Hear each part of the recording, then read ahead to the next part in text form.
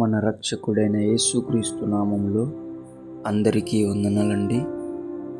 ఈరోజు దేవుని మాటలు సామెతలు గ్రంథము 20వ అధ్యాయము 27వ వచనము. నరుని ఆత్మ యెహోవా పెట్టిన దీపము, అది అంతరంగములన్నీ శోధించును. ప్రేమైన దేవుని బిడ్డ, దేవుడు పెట్టిన ఆత్మను కాపాడుకుంటున్నావా, పోగొట్టుకుంటున్నావా? ఒకసారి పరిశీలన చేసుకో.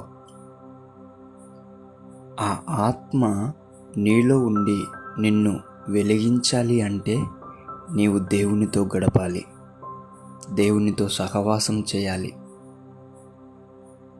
ఆ ఆత్మ సంతోషంగా ఉండాలి అంటే ప్రార్థనలో కానీ వాక్యంలో కానీ నీవు ఫలిస్తూ ఉండాల.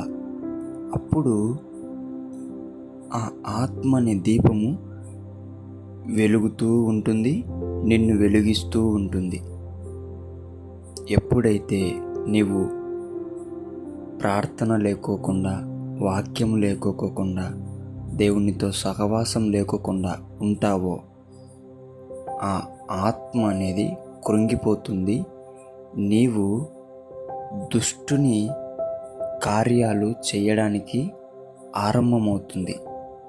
అందుకే ప్రేమైన దేవుని బిడ్డలారా, ఎవరు కూడా దేవుడు పెట్టిన ఆత్మను పోగొట్టుకోకుండా దేవుని పని చేస్తూ, దేవునిలో ఉంటూ, ఆయన సహాయం కోరుకొని ప్రార్థన ద్వారా, వాక్యం ద్వారా దేవుడు పెట్టిన ఆత్మను వెలిగించుకొని మీ జీవితాలను అనేక మందికి మాదిరిగా చేసుకొని దేవునికి మహిమకరంగా తయారయ్యి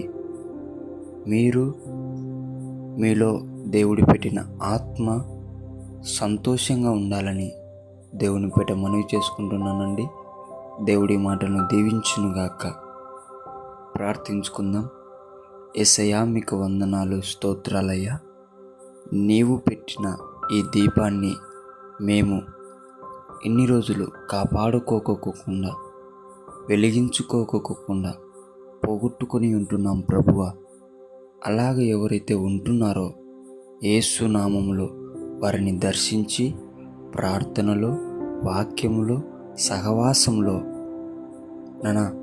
వర్ధిల్లి నీవు పెట్టిన దీపాన్ని వెలిగించుకునే బిడ్డల్లాగా తయారు చేయమని యేసు నామములో ప్రార్థిస్తున్నాము తండ్రి.